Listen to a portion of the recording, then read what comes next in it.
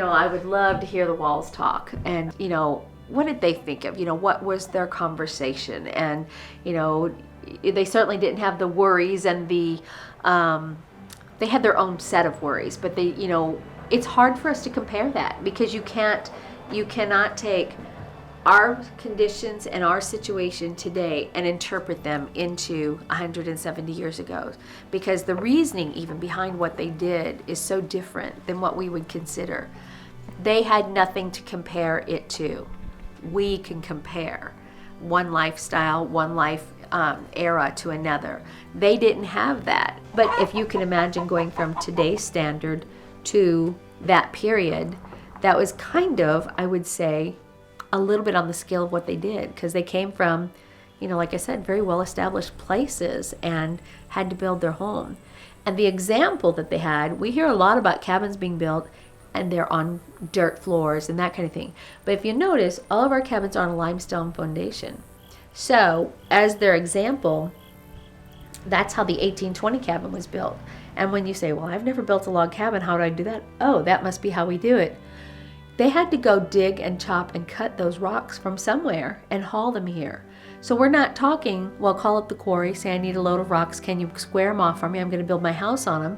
You have to go find that quarry or a bluff or somewhere that has that kind of limestone that you can cut, and this is physical labor. There are no jackhammers, there's no power saws, there's no anything other than brute strength from an axe and a pickaxe and chipping away, just raw-handed to get those rocks in order to make and these are approximately 14 by 16 size cabins. So you need enough foundation that's about a foot high for that perimeter to put your cabins on. Now a single cabin also has about 50 logs just to make the walls. So that's cutting down 50 trees, hauling them in, hewing them, which means taking the bark off and squaring the logs up and notching them and stacking them, and then going and finding the materials to do the chinking, which is the white filler material in between the logs. Now we use concrete now, and concrete was available at that time. It just wasn't a ready resource because they had to order it from somewhere. So that meant you would wait, months before it could get here, and if they would have the money to even pay for it. So you hear a lot about mud and straw, and that's what they used initially, which you could easily make mud or find mud. And you probably had straw, and if you didn't have straw, you used hog's hair or horse hair as fillers to give it a binding and to help it hold. And so, there was nothing easy about this task of moving.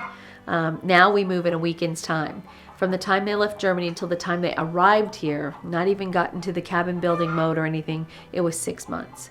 So if you can imagine traveling for 6 months to get to your next new home, that puts you in mind of what their experience was. Now once you get here and you land in Wittenberg and you say, oh yay, I'm here, I'm home, but what is home and where is home? And how am I going to get there? There's no welcome wagons. There's no teams of horses waiting for them.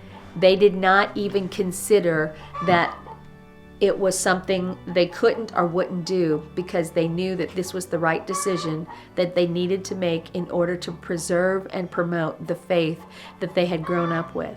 And so everything they did, even though it was in the unknown, was one foot in front of the other, was landed on a step of faith, because they had to. They couldn't go back, they couldn't undo, and they also knew that this was the right decision to make, to be here and to begin building these schools and churches. And so, if we all had that level of faith today, what could we do?